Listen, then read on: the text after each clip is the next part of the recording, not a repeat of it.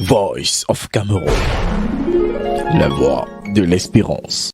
La notion de cesser le feu, qui ne veut pas un cesser-le-feu. Mais il faut faire très attention entre cesser le feu et le feu qui cesse. Parce que la notion de cesser le feu dans les guerres, moi je ne suis pas un spécialiste de la guerre, mais il est évident que la notion de cesser le feu, ça se fait entre deux parties.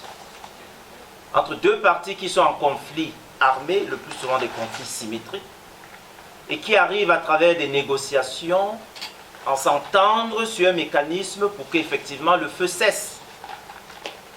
Et ça, il faut se poser la question, quelles sont les deux parties?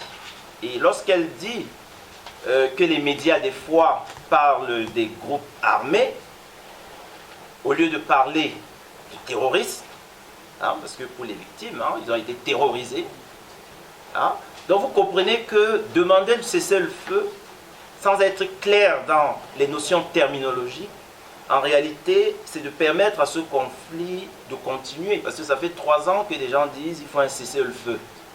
D'ailleurs, ça fait 3 ans qu'il y a des gens qui disent qu'il faut un dialogue. Tu as évoqué tout à l'heure que nous étions présents au grand dialogue national, effectivement. Bien entendu, il y a des gens qui ont rejeté ce grand dialogue. Exactement comme il y a des gens qui rejettent le cessez-le-feu, mais ils vont dire qu'il faut que le feu cesse. Donc, elle a parlé d'hypocrisie, et il est évident que l'hypocrisie doit s'arrêter. Et tu as aussi, et je termine là-dessus, tu as parlé des pays extérieurs, nous qui sommes dans la diaspora. Qu'est-ce qu'on fait par rapport à ces pays extérieurs? Je pense que l'une des raisons de cette conférence de presse, c'est d'appeler chacun de ces pays à prendre ses responsabilités par rapport à la justice. Nous n'avons même pas besoin, nous, la diaspora, d'aller les voir. Et nous savons que certaines personnes qui font du mal à ces victimes passent leur temps, effectivement, dans les bureaux de ces pays étrangers pour manipuler avec l'information. Et ça encore, c'est l'hypocrisie en réalité, parce que il est évident que ces pays étrangers ont plus d'informations même que tout le monde. Et s'il faut agir, le temps d'agir, c'était hier. Donc vraiment, aujourd'hui, ces victimes ont parlé.